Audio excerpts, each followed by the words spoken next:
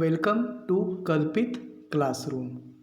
Today I will speak about study of secondary metabolites, resins. First of all, we will see what are secondary metabolites. The analysis of plant, fungal and microbial cells shows presence of thousands of compounds other than primary metabolites. Compounds such as alkaloids, flavonoids, rubber, essential oils, antibiotics, colored pigments, gums, and spices. All these compounds are called as secondary metabolites. And these secondary metabolites are economically and ecologically important.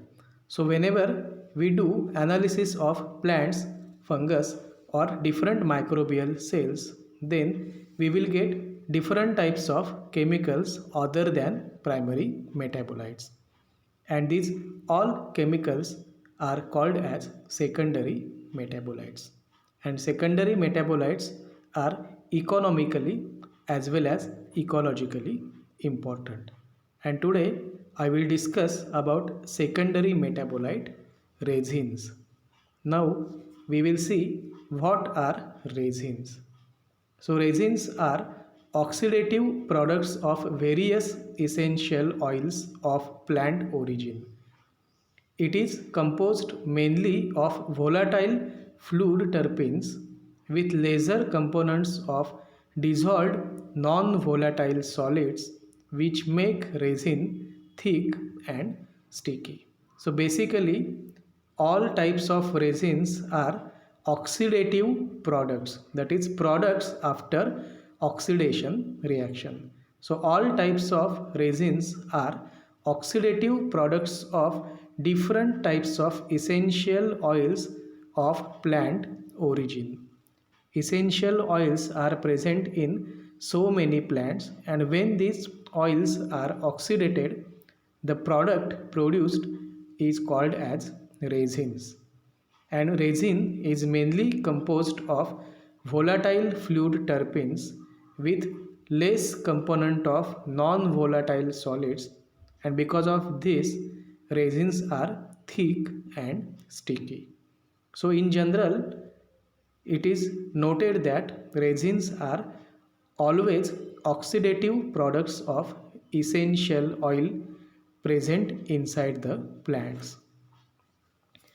On the basis of hardness and solubility of resins, resins can be classified into three categories.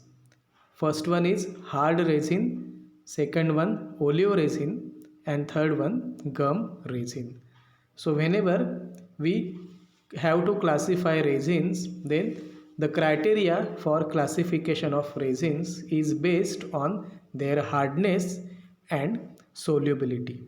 And according to hardness and solubility, resins can be classified into hard resin, oleoresin, and gum resin. Hard resins are solid, tasteless, transparent or translucent substances. Hard resins include copals, dammers, amber, lacquer and shellac. Oleoresins are liquid in nature and contain considerable essential oils. They include turpentine and balsams.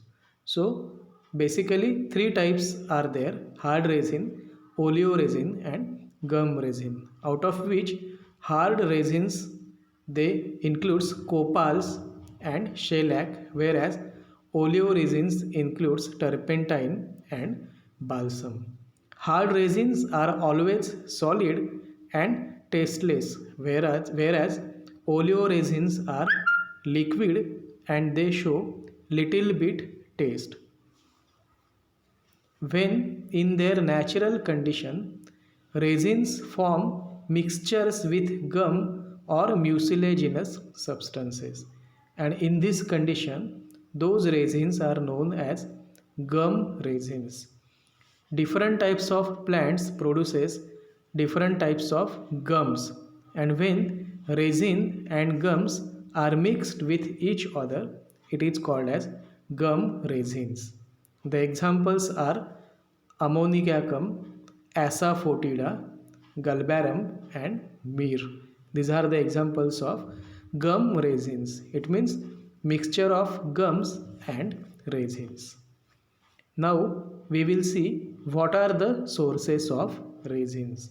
So basically resin is a hydrocarbon secretion of many plants and particularly coniferous trees.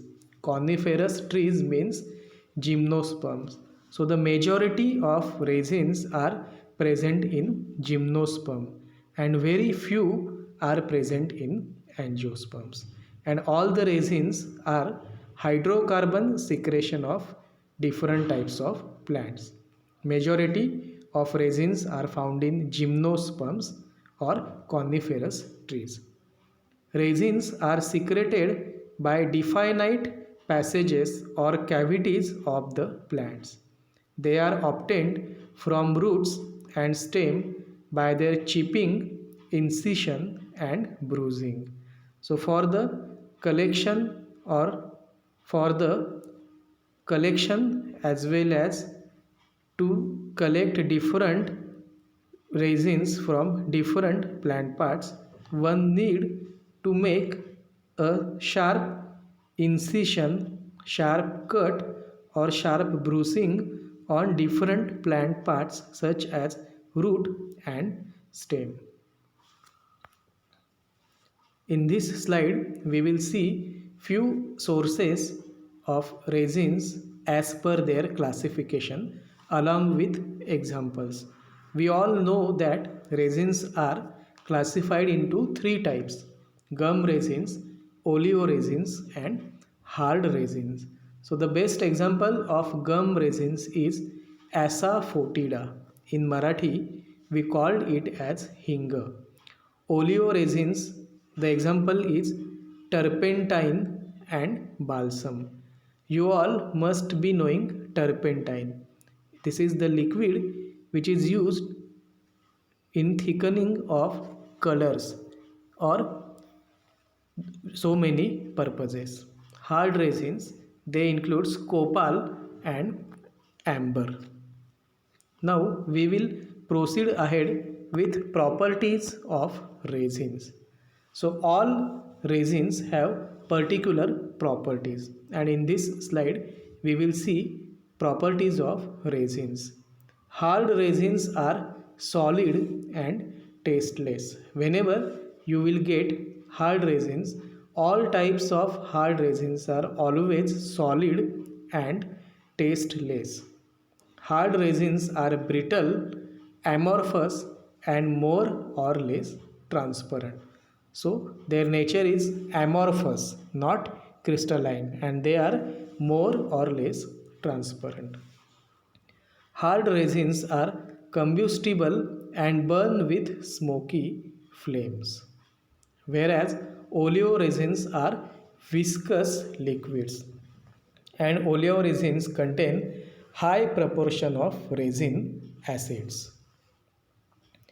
Due to presence of considerable content of essential oils, oleoresins have distinct and characteristic odors. Basically, hard resins don't have proper odor or sometimes they are odorless, whereas due to presence of essential oils, oleoresins have distinct and characteristic odors. Gum resins, that is the mixture of gums and resins, are milky substance when oozing out from plant cuts and later harden into irregular masses. Resins are always water soluble. Whatever the type of resin it is, that is hard resin, oleo resin, or gum resin, all types of resins are soluble in water. Resins are also soluble in organic solvents like alcohol, ether, turpentine, and different types of alkalis. Now we will see Medicinal uses of resins. The toxic resinous compounds produced by plants confound a wide range of herbivores, insects, and pathogens, while the volatile phenolic compounds attract benefactors such as parasitoids or predators of the herbivores that attack the plant. So basically, resins are used to maintain a little bit food chain in the environment. Resins possesses antiseptic properties and thereby protect the plants from decay.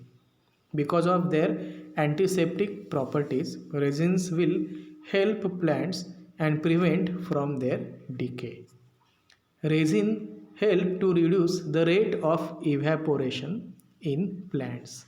Whenever a large amount of sunlight falls on the leaf, there may be some evaporation of water from aerial plant parts, and this evaporation rate is reduced by resins because water is responsible for the process of photosynthesis, and hence resin help to reduce the rate of evaporation in plants. Hard transparent resins such as copals, dammers, mastic, and sandarac are principally used in the production of cements and other adhesives. Whenever cement production is done, different types of hard resins can be used for production of cement and other adhesives. Hard transparent resins are also used in the production of varnishes and are mixed with oils or solvents to impart a brilliant waterproof layer on the painted surface. So in preparation of different types of colors and paints, so many varieties of resins or hard transparent resins are used. Softer odoriferous oleoresins such as frankincense, elemi, turpentine, and copaiba are used in perfume and essence industry. So resins have lot of importances in the production of different types of perfumes, talcs, and essence industry. Due to presence of strong special aroma, resins are highly prized substances which are used as essence in some religious rites. So because of their extremely strong or special aroma, resins are highly used in different types of religious functions or ceremonies. Industrially, resins are considered as the important source of raw materials for organic synthesis of various products such as soaps, cloth, linoleum, and floor coverings. So many resins are used in the production of these floor coverings, soaps, clothes, and other beauty products. Gum resins containing essential oils, ammoniacum, asafoetida, myrrh are largely used for therapeutic purposes, that is used in the treatment of or used as a medicinal purpose. In food industry, resins are used as glazing and stabilizing agents. Nowadays, if we go to market, then we can get ready to serve products. We just need to empty the pack in a cup of water, and within 10 or 15 minutes the dish will be ready. So in such ready to eat or serve packets, resins are used as glazing as well as stabilizing agents. In ancient times, the Egyptians have used resins in mummification and preservation of dead bodies.